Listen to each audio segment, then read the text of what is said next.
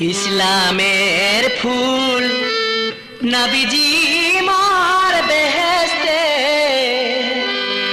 ছিলেন নবী একেন গাছের ডালেতে।